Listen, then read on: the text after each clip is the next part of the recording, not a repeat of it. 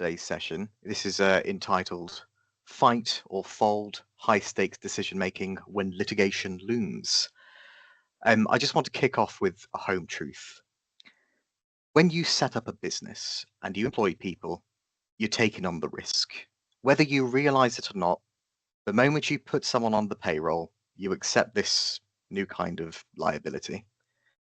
The trouble is, most business leaders don't fully appreciate those risks, especially ones that are setting up their new business. I'm sure we've been there.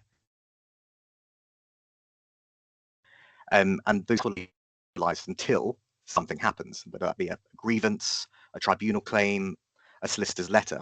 Suddenly you see the sharp edges of employment law for the first time, and it's usually, sorry to say, when you're already bleeding.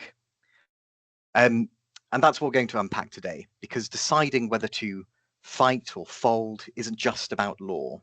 It's about risk, it's about money, it's about reputation, and it's about culture. I think actually let's start with a quick warm-up, just to sort of get the breadth of experience in the room. If you could type in the chat, I mean, how many tribunal claims have you been involved with, whether directly or indirectly? Is it 1, 2, 5, 20, too many to count? I just want to see what we have. Got none. Samantha says 2. It's 2, 4, 4, 1. None. None says Dean. So we've got a breadth of experience. Good. Annika says 2. So good to know. Good to know. So let's dive into this. And hopefully you've seen my flashy slide and it's all worked lovely. But let me know if you're having any issues seeing it. So the uncomfortable truth. Every employee carries risk, and it's not binary. Risk doesn't magically happen at 2 years continuous service where they have those rights not to be unlawfully, unfairly dismissed rather. Risk starts at day one. From the moment you sign that contract and they sign that contract, your business is carrying potential liability. Whether that comes in the form of discrimination, somebody might blow the whistle, somebody might have health and safety concerns that they raise, they might assert their statutory rights. And these are what I call the day one dangers. Then you have your 2 years, so they pass their qualifying period, and that opens the door to ordinary unfair dismissal. And that's where multiplicity multiplies, and we'll look at that in a bit more detail. So just to go through the agenda of today, so we've got our uncomfortable truth, we're looking at our settlement dilemmas, we're going to look at what I call my fighting framework, just a bit of a reality check when it comes to dealing with tribunals, and just some practical considerations for you to hopefully take away and implement into your business. Right, let's get started. So I already mentioned, number one, all employees have a risk profile.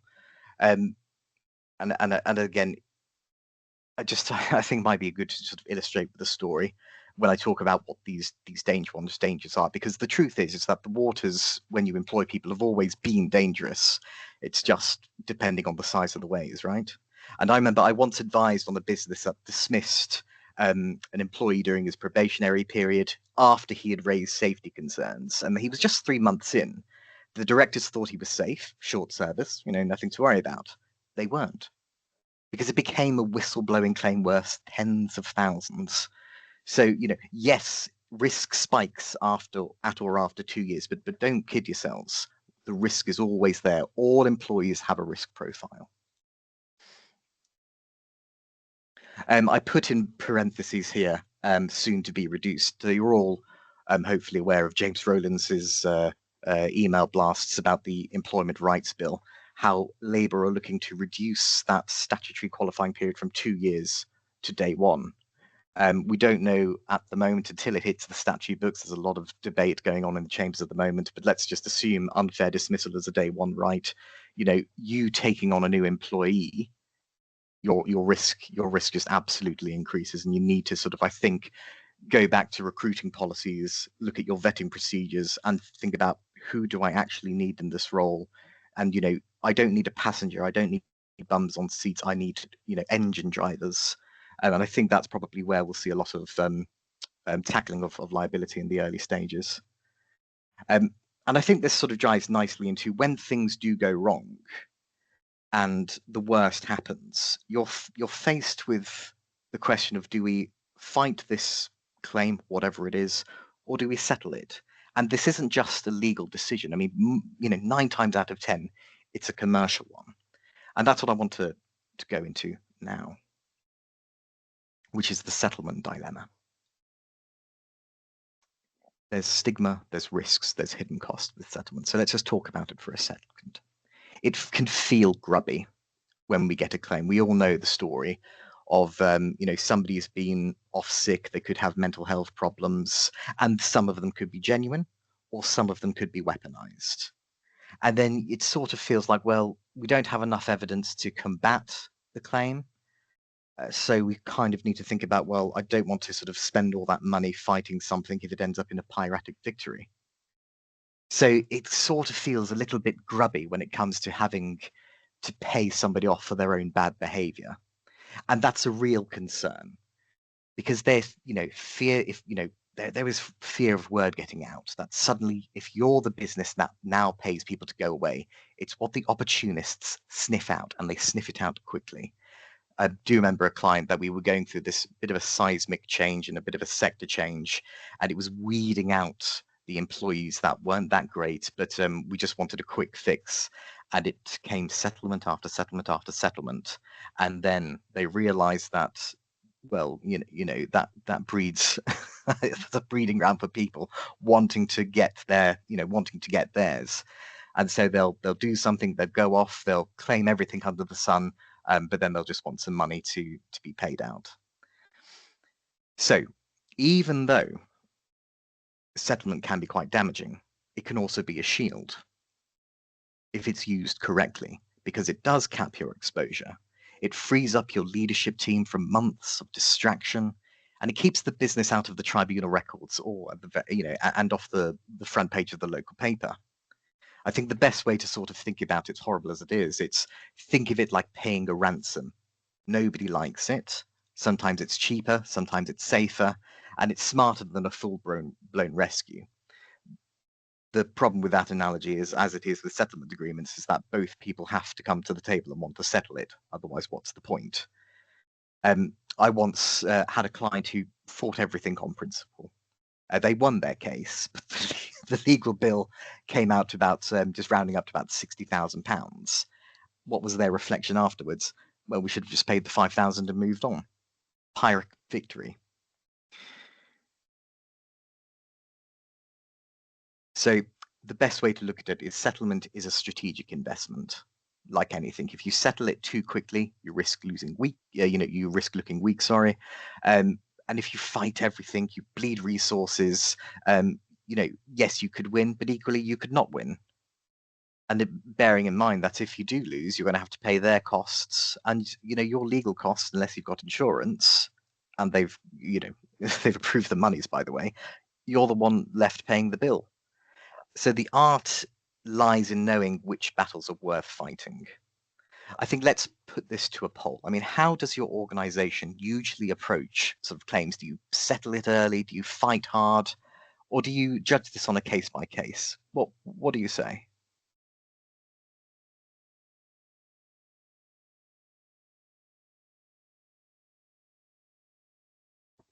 What's your approach to settlement, guys? James says case by case.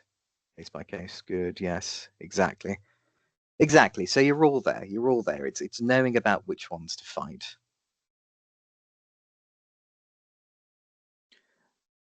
Never needed to, but it would be case by case. Yeah, exactly. Exactly.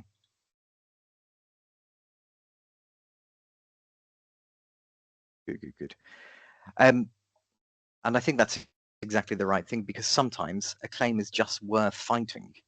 Because I would say at the end of the day, yes, there's a commercial decision to be made, but when there's your leadership, your integrity that's pulled in question, sometimes it's not about what's easy. Sometimes it is about vindication. more than anything else, and it's to defend your company and to say, well, no, we don't believe we've done anything wrong, and we're not going to, let you get away with this lightly. You've brought this trouble to our door, and we're going to fight you on it. So you best be prepared. Like I say, that is where the art is. It's knowing which battles to fight, and that's what we at Need House are here to advise you on. We're here to help you make sure that you've either, we'll sort of tell you we think that this is the commercial view on this is just to get rid of it. But if you're so determined to fight this thing, then our job is to put you in the best legally defensible position. Because again, we all know this.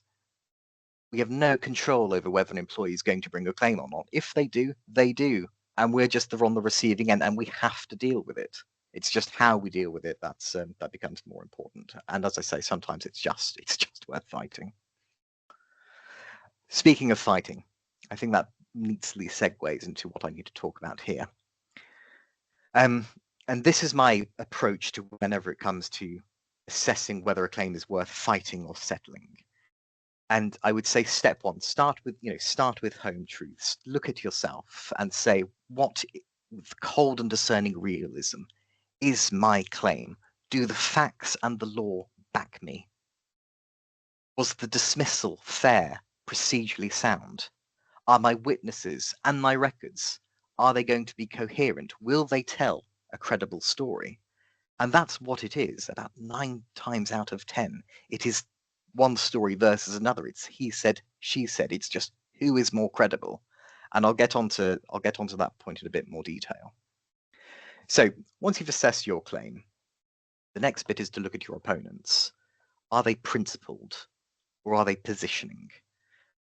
So a principled person, you're probably never going to be able to settle with them. They feel so aggrieved that the only thing that they want is their day in court, so to speak, or day in tribunal in this case. Some, they're just positioning because they know that they can get some money out of you.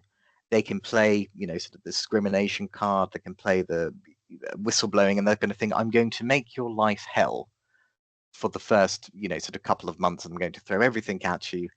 In an attempt that sort of see if you buckle, see if I can get some money out of you. It's shaking the tree to see what falls out. And we have to again look at this cold and discerning realism point. Going back to their point, do the facts and law back them up? Can they argue that the dismissal was unfair? Can they put any chinks in our armor on procedure? Are they credible? Are they coherent?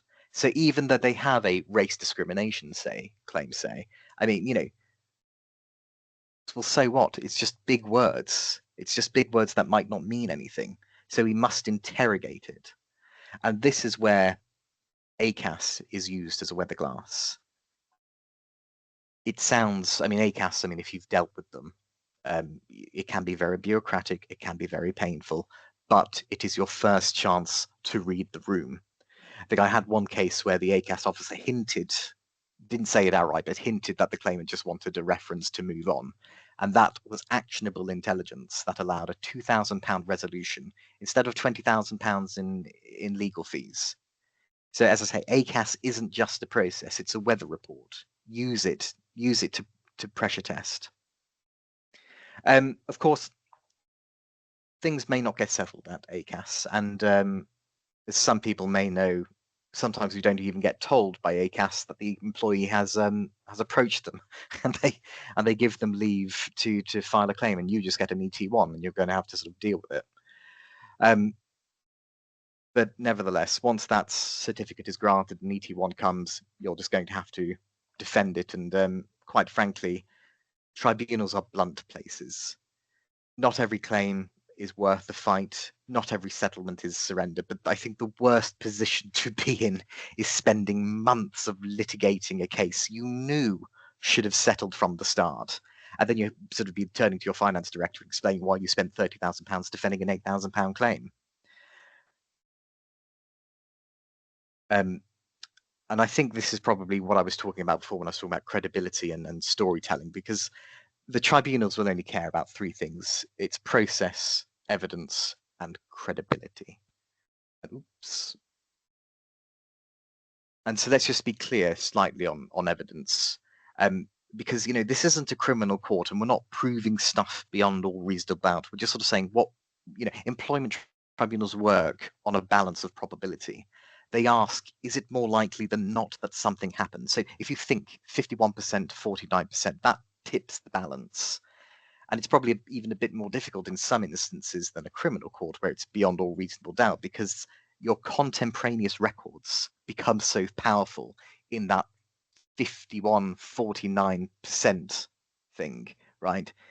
And an email confirming a conversation happened, or a note that was taken during a meeting, even a diary entry, that can tip the balance. So it's if you've worked with me, I harp on about record keeping, and it's precisely for that moment. It's that 1 or 2% that tips the balance as to whether you'll win the claim or lose the claim. And I'm not being dramatic. That really is the reality. So without that, and the reason why is without that, you are just left relying on memory, and memory is messy. Under cross-examination, it can crumble. Witnesses hesitate, they contradict themselves, or they just forget. But then if you're going up against a claimant who does record keep and they've got written notes, GP records, or whatever else, you're on the back foot. So record keeping. I'll just give you a brief example of a case I worked on. And again, it involved another short service employee. So less than 2 years, can't bring any ordinary unfair dismissal rights. The employer thought, we're safe. Whatever.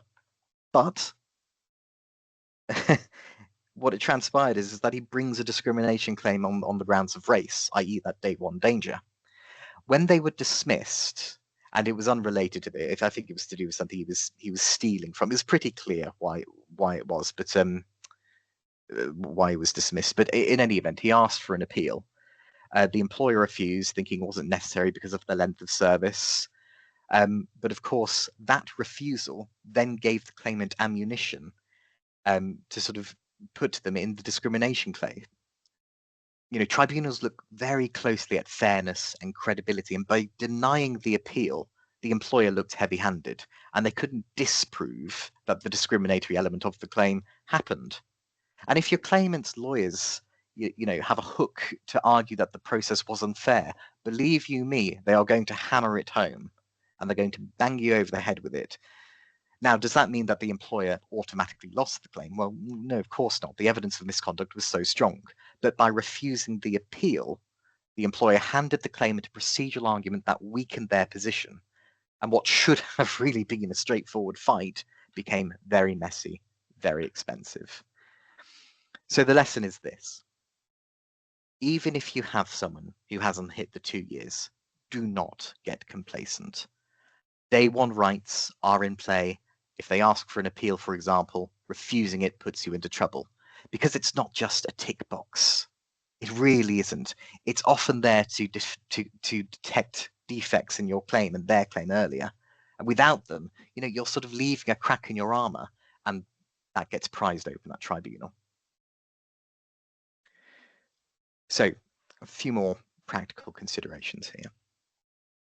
Because the question becomes, well, you're saying all this, Joe, so do we settle? Do we fold? What's the answer? And again, you come back and you need to ask yourself, well, what's the return on investment? Because like anything, a settlement is a commercial deal. So you ask, what's the ROI? And maybe I put it to you that, would you spend £5,000 to settle it now, or would you spend £30,000 to fight and possibly win? I mean, your answer will be, well, it depends, doesn't it? But if you can't explain the return on that extra £25,000, I think you've answered your own question, because it's not just about money settling. No. It's about culture. If if you fight everything, you're going to look combative and cold, and if you settle everything, you're going to look weak and soft. So, as I say, it's deciding to fight or settle. I think this is the important point. It's a defining factor of workplace culture. So it's really one to think about, and you discuss it with me, you discuss it with your directors and your HR teams, and you'll sort of tease out what you think is going to be the best path forward, because it isn't always straightforward. It isn't always simple. And again, if you work with me, this is sort of a mantra I live by. Everything you do is performative. Employment disputes are a performance, and you are always on stage. And your audience is a tribunal panel who may never have heard of your business before, but could be judging it, a claim against you tomorrow. And I think that's the point you need to sort of walk away from. So if I sort of write you an email and I still say, well, don't skip this process, it's not because I'm trying to be, what's the word? I don't know the word. I'm not trying to be difficult or bureaucratic. In fact, if you know me, I'm the least bureaucratic person you know, but I've had a wealth of experience in this to know that all that matters is what you can prove, which is why HR notes become important, statements become important, contemporaneous notes become important, because you have to convince a judge and his panel that you're on the right side of the angels. And if you can't, well, you'll have to explain why you've spent that extra £25,000. So just before we close, I think here's the lesson. Hiring people is a risk. It always has been. And most startup businesses, leaders don't appreciate that until the first claim lands on their desk. And, the risk, as I say, it's always there from day one. I'll reiterate again that settlement isn't weakness, but fighting isn't always strength. They're tools. You need to use them deliberately. And remember, tribunals don't deal in absolutes. They decide cases on balance of probabilities, and that means the side with the more credible, consistent story wins. So document everything. Protect your process. And even if an employee is short service and you sort of know that they're day one rights and they ask for appeal, think very carefully about refusing it. Employment litigation, how you act under pressure, it doesn't just define your case, it defines your working culture because people will be talking about it for months to come. Well, look, thank you for joining me today, and I'm opening up the floor to some questions. So what's been your toughest fight or settled decision, and what did you learn of it? Let's start with that.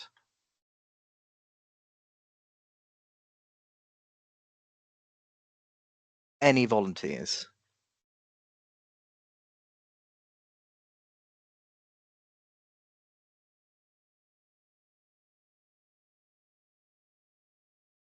I will take the silence as a no, and in which case I will thank you very, very much for coming. And as I say, if you have any questions, you have the advice line down here. You have our number there. If you're my employee, you can come. Oh, sorry, here we go. Jonathan Keeble accents. Toughest when partner acts XX on employee. What do you mean acts XX on employee?